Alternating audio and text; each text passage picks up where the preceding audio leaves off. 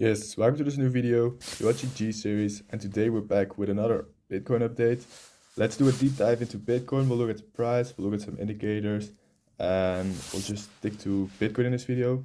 So let's dive right in. We're looking at the monthly chart on the logarithmic scale, and yeah, like how I start the videos often, I show these 4-year waves, and if you look at the bull market that has started in 2023, we see that like our impulses are getting weaker and weaker. We're still making higher lows, higher highs, but Bitcoin is definitely losing momentum on the bigger time frame, on the bigger picture.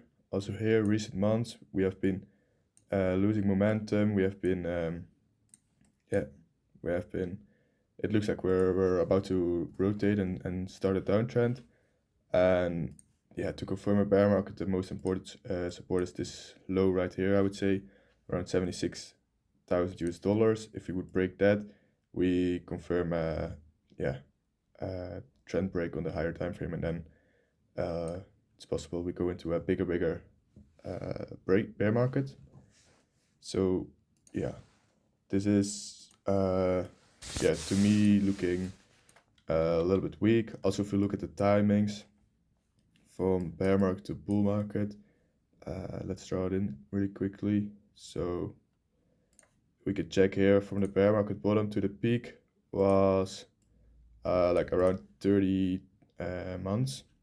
Then in previous bear market, if you measure like roughly, it was also around 30 months. And if you look at timing wise where we are right now from the bear market, we are also around that 30 bar, the 30-month, away from the bear market bottom. So timing wise, if you look at history, this could be the end of the bull market. So we have to be careful. If I look at the RSI on the higher time frame, here on the monthly, we can see, like I always said, I was looking for an RSI that like peaks above this red line. We haven't seen that. On the other hand, we see that the RSI is going down while the price has been going up. So on the very big time frame, we see a bearish divergence, which could indicate that trend reversal, and just shows that Bitcoin is at the end, like really at the end of the bull market by just looking at these indicators. So for the bulls, this is not great news. Let's zoom in a bit. I want to go straight to the daily, look at the scenarios I drew in last time. Last time we were around here, around the support area, and I said we had two scenarios. We either break it or we hold it. As you can see, we hold it. We retested the start of that impulse, found support. We broke this downtrend by making this high right here. Then we tested back and we made the higher low. And then we went to the range high. So pretty beautiful price action right there throughout September and the beginning of October. Then we saw that we grabbed liquidity above this range, like we made a new all-time high, but there was not enough strength. We got a big sell-off. We had this downtrend, and as you can see, this downtrend, we've broken it recently as well, and it's very similar price action. Like, let's clean it up a bit so it's I can compare it better. Let's get rid of these ones as well for now. Like here, we saw a clear downtrend. We broke it. We found resist here, but then we went for that higher low and broke it. Right now we have this downtrend as well. We broke it by this recent uptrend. Then we tested resistance, just like we did over here. And then we got that higher low, and then I would expect now as well to maybe get a similar scenario where we get that higher low. And that would mean we would see a pullback to around 107K. That could be a good moment to buy for the short term, for a little swing trade. But we have to keep in mind that on the higher time frame, this is clearly losing momentum. Price actually looks like it's rolling over. Timing wise, we are yeah, nearing that end of we're at the end of the bull market. So for me, it's not a good moment to go long on Bitcoin for the yeah for the long term. I would say I would rather expect somewhat of a bear market to start right here. So yeah, very interesting price action. What have I been doing? Yeah, so buying was not an option for me. I've not been buying because we're so high and nearing it after the bull market. On the other hand, I also haven't sold yet. We reached that all-time high of 125k, while my price targets were around 130, 140k, which we haven't seen yet. Yeah, we could see one more impulse if we get some very bullish news still to that to those price targets, and then it would definitely sell. As of right now, I'm not sure yet what I want to do. I wanna sell for sure this year. Yeah, the price action has to let me do that. It just looks so weak at the moment. I don't want to sell right now today, but maybe if we go a little bit higher, I would be willing to sell. But I'm definitely like I'm definitely like I'm literally with my fingers on the selling button, and when the price is right, I want to sell, and then maybe I will just accept that we're not reaching those price targets, and just accept, like, looking at the price action, that this is a pretty good moment to sell. Maybe sell 50%, and if we still go higher, I could sell the other 50% higher, or just sell everything. Still have to think about it a little bit more, but it's definitely time for action and take some profit. It's very sad to see that those price targets haven't been reached, but it's okay. I think if we get the bear market, I can buy on lower and then ride the next bull market.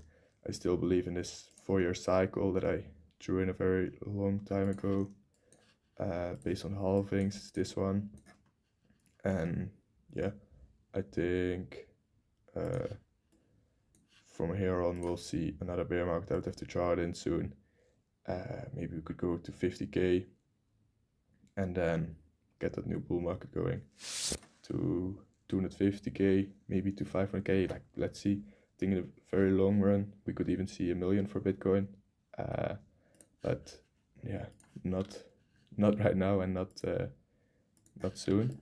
But yeah, that's it for the price action. So very short to summarize it, we're nearing it. Yeah, we're at the end of the bull market. I think it's wise to sell some Bitcoins and take some profit, and I'm definitely willing to do that pretty soon. And I just have to be careful that I'm not holding too long, and yeah, I just have to sell my Bitcoins basically. That is it for the price action. Now let's look at some indicators. One of my favorites, the CBBI. As of today, it's at 72, and as you can see, this one hasn't peaked either. Normally it goes up to 100, and right now we haven't been over 82, 83, and yeah, maybe then this cycle is different, or a little bit different than other cycles where the indicators don't go as high as usual. But yeah, and you see that normally, like, the first bull run year, they were very exponentially. Last bull market was already a little less exponentially with the double peak, and this bull market has been kind of straight, in a straight line, with just higher lows, higher highs, and not really exponentially. So it's a little bit different than usual, but I think structure-wise and like timing-wise, yeah, I'm gonna play on that and expect the bear market soon. If you look at the fear and greed index, it's right now at neutral, but we've seen extreme fear in the last week. If you look on the last year, here in October, we've reached levels of around 20, and we haven't seen that since March and February this year. So yeah, that's quite unusual. And yeah, if like you can see that the fear is increasing in the market, that could indicate that start of the bear market. Like, there's a lot more uncertainty in the market right now, so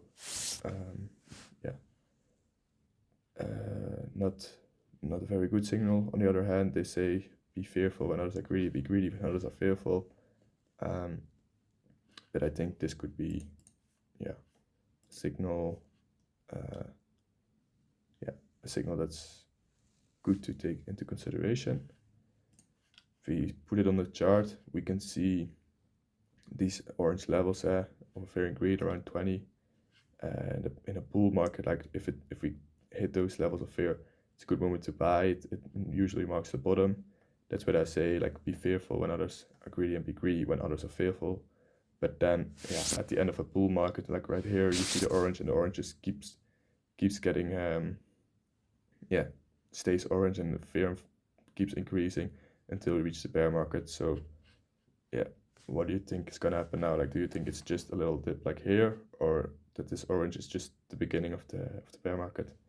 That is basically what I want to say about the fear and greed index, and I think this could very well be an indicator, a signal that we are nearing, like that we are starting the bear market. As of right now, basically. The bull market peak indicators, 0 of them have been hit in this bull market, and on average they're at 50% of their peak. So also here, like indicators that normally are pretty good at predicting the peak are not flashing this cycle. So that's kind of what I've been expecting. Like I was waiting for these signals to flash. It got very obvious for me to sell. Right now it's because the indicators haven't been flashed, but on the other hand, timing wise and price action wise, Bitcoin is losing a lot of momentum. So maybe we'll get into the bear market without the signals flashing. That's why I want to take that profit and have some cash on the sidelines, like build some cash to buy in the bear market. On the way down, I will explain my plan for that in another video. For now, let's look at another indicator, and that's more the ETF inflows. Right here, we see in October there's been a lot of outflow going on the ETFs actually, and big outflows like 500 million, 300 million, 300 million. So quite some outflow. And if we look here on the chart, on the very, very big picture, the inflow keeps getting bigger and bigger. But here in October, there's not been much inflow, like it's been flatlining. So the big institutions, they are not buying like they used to. And let's see, because this is very new this cycle, that there is this Bitcoin ETF and that institutions are buying on such a big scale. Let's see how they are going to behave in the bear market, because there's also an argument like, are they going to let a bear market happen, or are they going to buy up everything? Very hard to guess that, basically. So interesting to keep an eye on. In October, this has been going pretty flat, like not much inflow, not much outflow. Let's see how this develops. And then lastly, I want to look at the monthly returns on Bitcoin. You can see we're in October. October is usually a very good month. We're nearing the end, and we are basically at 0% return this month. It might still go in the green, or we'll get a slight red month that we've only seen twice in the past. Normally October is a very good month, and November is normally a pretty good month as well. So who knows, maybe we will get that little push to 130, 140k, or we will test at 125k just once again. And that's a good argument for that scenario. And then we see December is quite red, it's like 50-50. If you look at the quarterly returns, we can see that Q4 is on average the best performing quarter of the year, and October hasn't been off with a great start, but who knows, maybe November and December, or just November, can make up for that. If you look at Bitcoin on the yearly chart, we can see what I've been saying for a lot of times, that you have these 1, 2, 3 bull market years, then you get a bear market year, and then followed up with 3 bull market years again. Then you get the bear market, bull market, bear market, and now we are 2025 in that last year of the bull market. I expect we will end this year in the green, but then for 2026 I expect the bear market, and yeah, that will be a good moment to buy again. So yeah, my plan is to sell now and buy back next year. Yeah, that's a big summary. So that is it for this video. We've looked at a lot of indicators, we've looked at the price action. It's very hard to make decisions right now, but I think it's a good moment to take profits. And yeah, keep an eye on the price action. Let's sketch a scenario for like November/December, like the end of this year. You can see we've one very important level that we've tested here many times as support or as resistance. Once we broke through it, we've had it as support. Right here, we see a big resistance as well, kind of like a double top structure. We're ranging here already since July, like the last couple of months we've been ranging with supports and clear resistance. So yeah, what are the scenarios? Let's look on the lower time frame. Like we've had this downtrend that we've broken now. We've made a higher high. I think we can expect a higher low soon. As I said, on that 100k would be a 108k wouldn't be a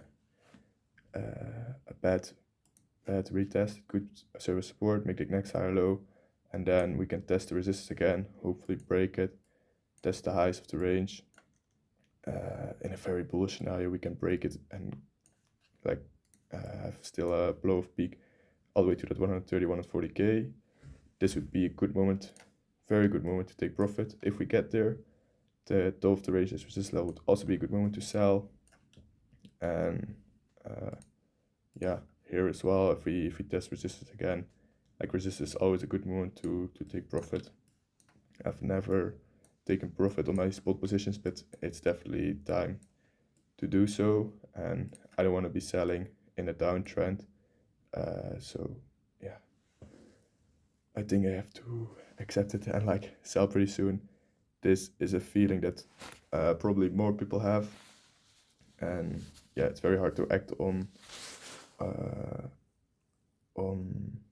yeah, the things you see and sell, but it is the best option. I don't know if I'm explaining myself well enough, but yeah, this is very interesting times. So that's one scenario. The other scenario that is like less bearish is if we find resistance here, or we get a little liquidity, and then we'll definitely start the bear market. And for me, good confirmation if we lose this support, the blue level, somehow, yeah, we start on the daily, on the weekly, a downtrend. And then if we lose this support all the way at 70k, then it's for sure bear market. Like that's a big drop. Would be 30% as from here. And from the all-time high, that would be around 40% already.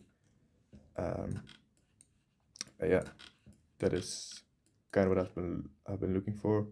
Important to look at this level. What's gonna happen in November? Are we gonna keep it as support, or are we gonna lose it? And yeah, for me, I'm gonna take profits, hopefully in November if the price action let me.